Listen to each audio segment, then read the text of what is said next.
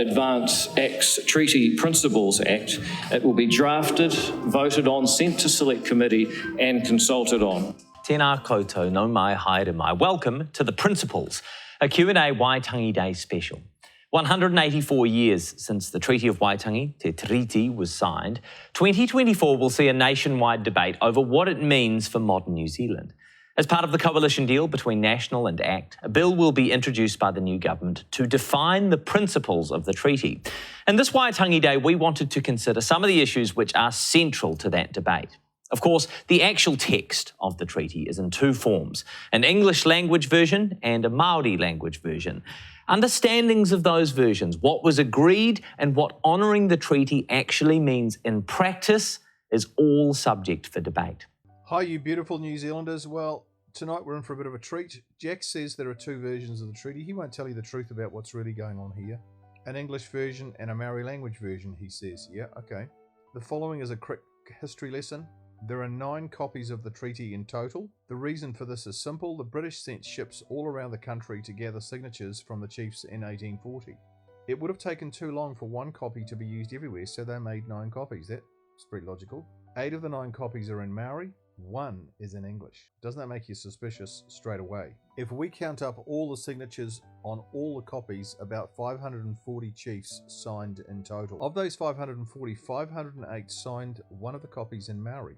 Only 42 chiefs signed the one in English. Again, doesn't that make it a bit suspicious? That's a red flag. This single English version, one of the 9, is highly controversial. Why? The wording is very different from the other 8 copies of the treaty in Maori. It has come to be known as the rogue James Freeman version of the treaty. And rogue is the right word because that's exactly what it is. The activists say that it's the final English draft of the treaty when it is not. How do they account for the difference in wording and meaning between the two versions? Because they're huge. They say that when it was translated from English to Maori on the night of the 4th of February 1840, the translators did a bad job. Yeah, right. Then they can say, oh, our Maori language experts will translate the Maori version for you to tell you what it says in English. Yeah, good one. We know where this is going. Of course, this is how they can corrupt the meaning of the treaty, and this is what they've actually done.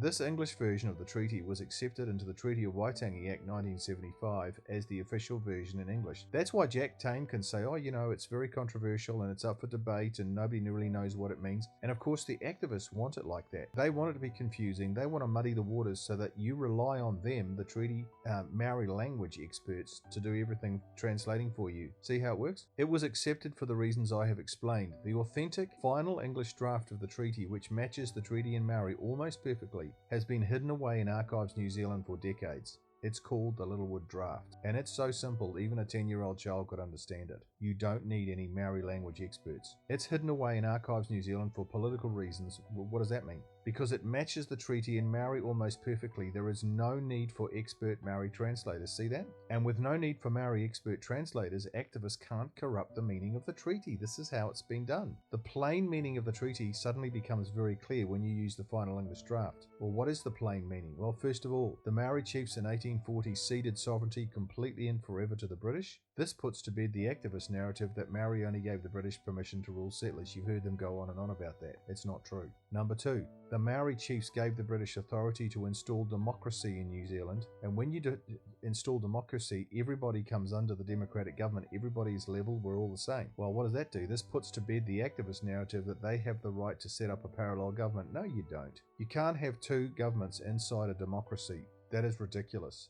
Number 3, the British said they would protect Maori in the ownership of their land, houses and chattels that they owned as at the 6th of February 1840. Well, what does this do? This puts to bed the activist narrative that the British agreed that Maori could keep all the land and all the resources of New Zealand forever. Well, that's just crazy. They didn't do that. The British did not do that. They would never do that. They came to get sovereignty, to make New Zealand a colony. Not a half-pie colony, complete colony. Nowhere in the world did Britain have a half colony. Number 4, the British granted Maori British citizenship, which meant that Maori were made equal with all other citizens in the country. This puts to bed the narrative of the activists that Maori have special rights that other citizens in the country do not have. Now they go on and on about that. They think they have special rights to the land and to this and to that and to everything else. They don't. So what I want you to do between now and my next video is simple. go to the description of this video, download the document called How the Rogue James Freeman version of the treaty came into being, and please study it well, because it's going to really help us understand what David Seymour's on about. Knowing all this will help us understand three things: how the activists have gotten away with so much so far. This is a key thing, what I'm explaining tonight. It's a key part of their whole corruption that they've been working away at since 1975. Number two, it's going to help us understand how we can stop them. And number three, it's going to help us understand David Seymour's Treaty Principles Bill really well, so we can get a handle on it. And then when it comes to a referendum, when it comes to submitting things to the government about it, we can submit intelligently and with full knowledge. You know what? This is where it gets really interesting. You know how I said that the only copy of the treaty in English and the treaty in Maori vary so much in meaning and wording? Remember I told you that? And remember how I said that the activists put this down to the fact that the translators in 1840 did a bad job? Remember that? And that if in 2024 we want to know what the treaty in Maori is really saying, expert Maori translators are quick to offer their services. Remember that? And because the vast majority of the country don't speak Maori, they just trust what these so-called expert Maori translators say.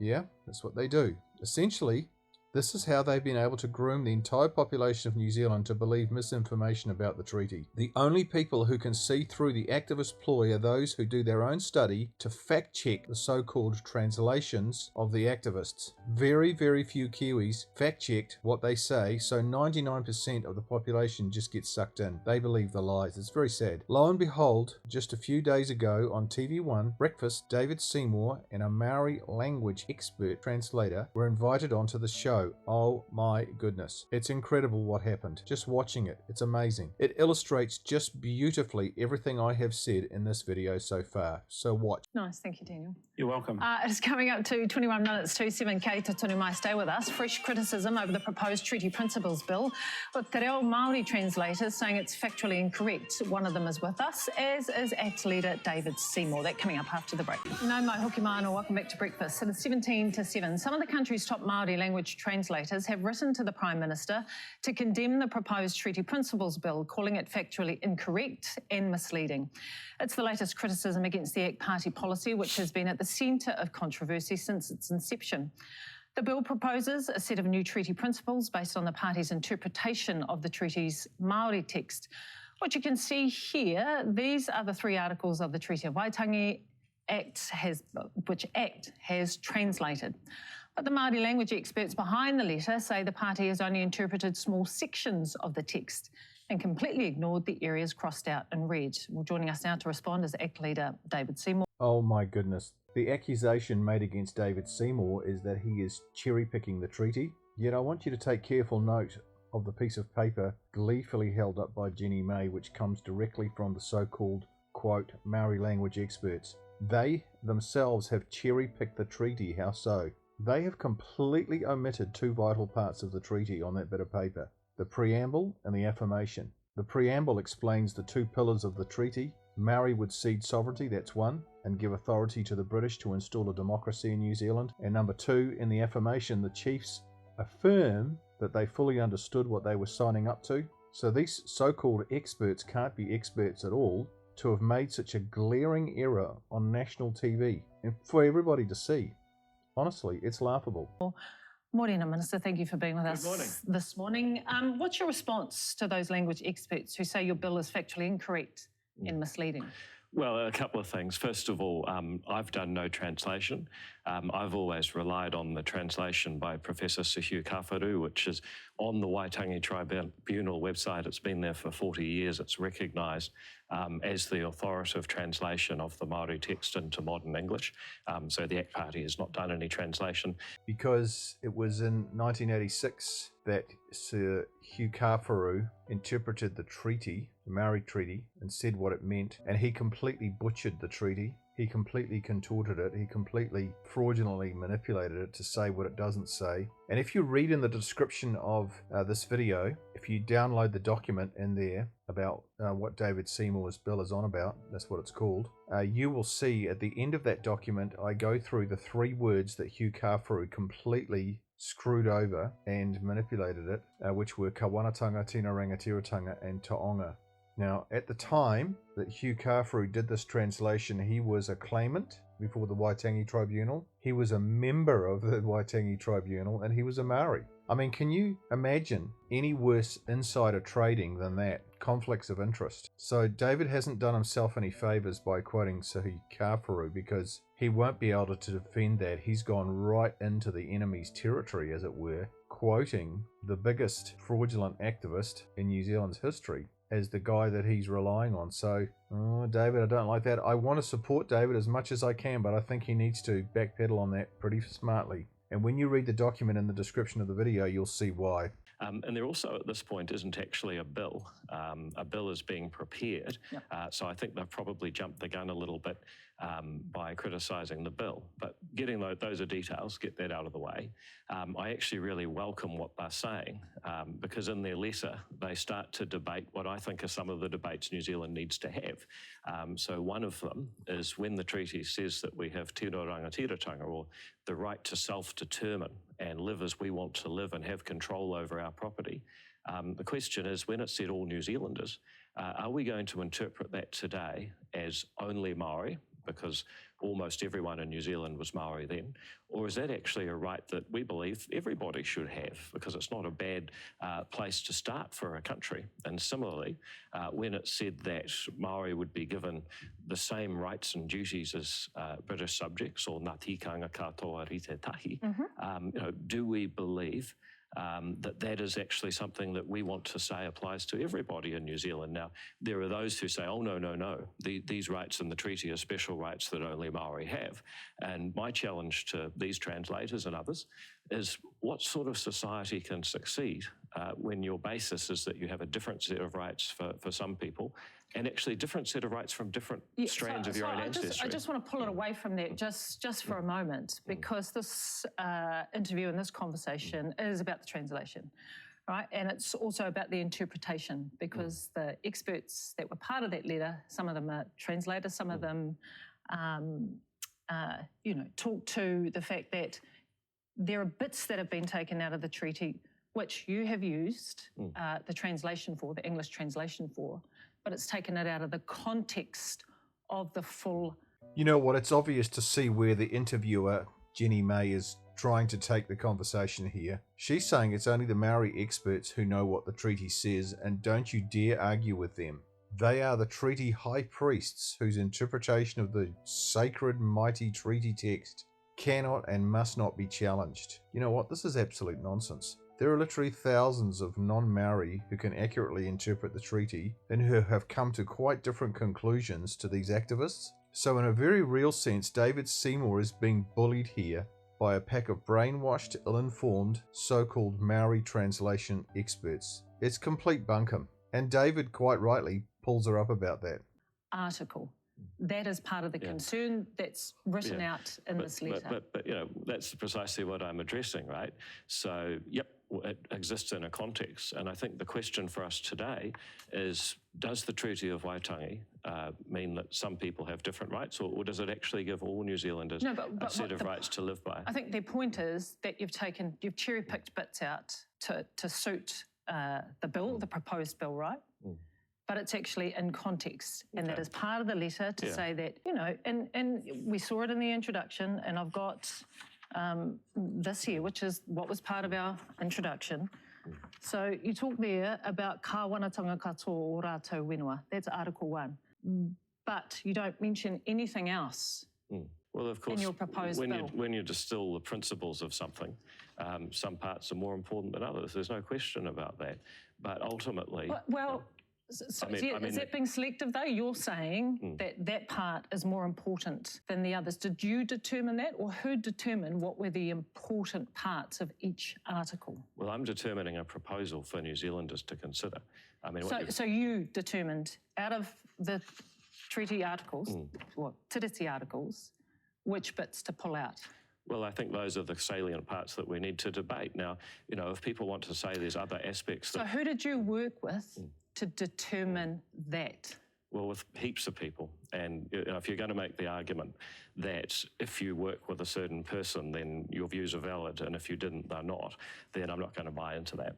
I'm not suggesting that. All I asked was, who did you actually consult with to decide which parts of Te Tiriti, the articles, that you pulled out to be part of this proposed bill? An endless list of many conversations and much reading over many years. If you want me to start naming people, I'm actually not going to do that, because a whole lot of people have come to me and debated, and I've discussed, and actually I don't think that they need to be named and called out for having been part of those conversations. But I just make the point to you that if you play this game of, well, if you talk to someone who's a quote-unquote expert, then suddenly your views are valid. But if you don't, then your views are not valid. I don't think that's the conversation we need to have. So what I've done is I've put up a set of principles that I think are useful to live by. And I think it would be more helpful to be able to have the discussion that we had at the beginning, which is, what does the treaty mean for New Zealanders today? Sure. But if this bill is to progress to a select committee and then to public consultation, isn't it fair that every voter in New Zealand has all the information presented to them, not just bits that have been picked out by you and whoever else you've been consulting with? But here's the challenge. Here's the challenge, right? A public consultation. Here's the challenge, right? Which are the bits that people would like to have added? I mean, I actually described what the critical issues are. Why don't you include all of it? Well, we actually are.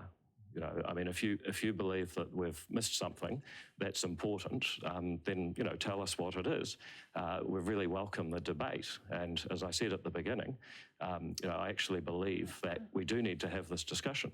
Do these rights, self-determination of equality before the law, do they apply to some New Zealanders or all? That's the critical part of the debate. The people in this letter, these translators, they've actually raised those questions, and that's why I say I welcome it. I think that New Zealand does need to have this debate, because for a long time we've had a version or an interpretation of the treaty that actually tells New Zealanders that what sort of role you have in our society depends on who your ancestors are, and that you can have a different role based on whether you have a certain ancestor or not. Now, that level of division, there's no future for that. ACT Party leader David Seymour joining us this morning. For more, we're now joined by one of the authors of the letter, licensed Māori language translator Melanie Nelson. Morena, Melanie, thank you so much for being with us this morning.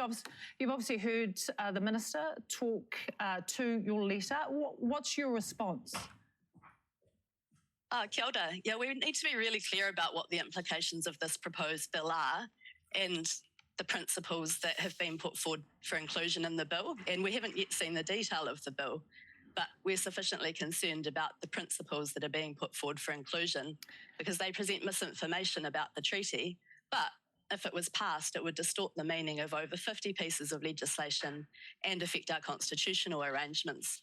So that's why we're so concerned about it. And 27 licensed translators have sent this letter because we are so alarmed at the gross distortions that are included in the translation and the impact this bill could have if it proceeds. So there's well-established processes for translation and quality assurance, which government departments follow. And it's completely inadequate that the government isn't following those processes and that best practice. And so this poor quality translation, the parts that have been cherry-picked from a good quality translation, forms the basis of a policy direction and a bill. You know what? There is a great lie being propagated here by this lady. What's the lie? It's the lie that you need to be an expert translator to know what the treaty says. It's so not true. There are many, many books out there not written by activists, which in a very thorough, academic and unbiased way delve right into the translation of the treaty and explain in detail the meaning of that treaty. Specific words, paragraphs, all the articles, the affirmation, the preamble, they go right into it. One of those books that I recommend is Bruce Moon's book called The Fair Colony. It's absolutely brilliant. It's one of many, but it's a great one. You can get it through the details on the screen, and I recommend you do. And actually, that's what I was going to ask you about, because the Minister, David Seymour, pointed out the fact that he didn't do any translations. This is actually the official translation of Te Tiriti that he has used in this proposed bill, right? So what do you say to that? So the quality translation by Hugh is recognised by the Waitangi Tribunal, and anyone can go to that website and read the full translation there. And can also read the English text of the Treaty of Waitangi, and it's very clear in those translations and in the English text that Maori are given the rights of British citizens, but in Article 3, but that's in addition to the guarantee of their pre-existing rights of tino rangatiratanga in Article 2. And so that's distorted and partially omitted in the cherry-picked parts of the translation that are being put forwards. And Article 2 guaranteed Māori tino rangatiratanga of whenua, kāinga and taonga the unqualified exercise of their paramount authority over lands, villages and all their treasures. And this has been completely narrowed down and distorted to mean property rights for all New Zealanders, as has Article 3 been narrowed to say, and it's really in addition to say that all New Zealanders have the same rights and duties. That's not what the treaty says. You know, everything Melanie has just said about the treaty is absolute misinformation. In fact, it's just actually lies. Please go to the description of this video and download the document called, quote, a short explanation about what David Seymour is on about with his Treaty Principles Bill. On the last 3 pages, I go into detail explaining the meaning of 3 key Maori words in the treaty. They are kawanatanga, tino rangatiratanga and taonga. I explain what the activists say they mean, which is just what you've heard from Melanie, and I explain what they really mean, the truth of what they mean. What those words really mean comes from the studies of mainstream reputable scholars from around the world. So please download this document and study it. It will really help you understand what the activists are up to. Good on you. Melanie, I just want to, because this is 4 pages of a letter, 4 and a bit pages of a letter that has been sent to the Prime Minister and to other ministers. And I just wonder, because I think we can get deep into this conversation, but this letter is about the translation and the interpretation and the concerns that 27 language experts have and the way that this proposed bill has been put forward, has been proposed in its current form, right? So I just wonder if you can distill down to us, what is it that the 27 experts have an issue with this proposed bill in its current form? Yeah, we don't have the bill in a form, but we have the proposed principles, and the coalition agreement was to progress the principles campaigned on by ACT. So the key issue with this is that these small partial phrases have been cherry-picked from Te Tiriti, from the translation, and taken out of context. And number one translation ethical standard globally is that you have to translate within context, linguistic, cultural, historical context. And you know what? David is not cherry-picking at all. In the context of the entire history of the treaty, taking into account things like Lord Normanby's instructions to Hobson, the state of New Zealand in 1840, chaos of the Maori world in 1840, cannibalism, infanticide, slavery, addiction to war, centuries of being unable to form a government, the speeches of the chiefs in the tent on the 5th of February 1840 at Waitangi, and the wording of the articles themselves particularly. David's principles are an accurate summary of the treaty, faithful to its true meaning and intent. So what this woman is saying is just absolute spin and BS. They're piling in on David, trying to intimidate him with this huge number of expert translators. It's a ruse. The way that these cherry-picked partial phrases, that these partial phrases don't even make sense on their own in Te Reo that form part of these principles. So they've been taken out of context. And actually the English that sits in ACT's principles is not the English that's from Te Tiriti. It's been distorted. So that's not the English that's from Hugh Kawharu's translation entirely. It's been distorted with additions, omissions, and significant distortions. Melanie Nelson, Māori language expert, translator, interpreter, joining us this morning. Tēnā koe. Kia ora. So what I want you to do between now and my next video is simple. Go to the description of this video, download the document called How the Rogue James Freeman Version of the Treaty Came into Being, and study it well, please. Knowing all this will help us understand 3 things: how the activists have gotten away with so much so far, number 2, how we can stop them, number 3, it'll help us understand David Seymour's Treaty Principles Bill a lot more, and it's a fantastic bill. We need to support him. I'll see you on the next video. Study well, because it'll help us as we go into the next phase. And by the way, please like this video, please share this video, please leave comments, and please start supporting what we're doing financially with automatic payment. It really helps us get some stability because we want to keep going, get better and bigger, and to really help this bill and to stop co-governance, to bring back democracy, to stop apartheid and separatism and racism in our country. So please support us. Thanks for watching. See you next video. Please share this video with everyone everywhere. The mainstream media should be reporting on the issues I am raising in these videos, but they're not. Why aren't they? Well, they're corrupt. Why are they corrupt? They are collaborating with Maori activists. There's no doubt about that. In the final analysis, the people of New Zealand, that's us, have ultimate power, not the politicians. Did you know that? The people can kick out the people in power and they can put them into power. How are we going to do that? Well, awareness is the key to change. If enough people in New Zealand become aware of the issues I am raising, we can save this beautiful country. So share these videos everywhere so that come the next election, we can vote the right people in and kick out the people who are destroying New Zealand.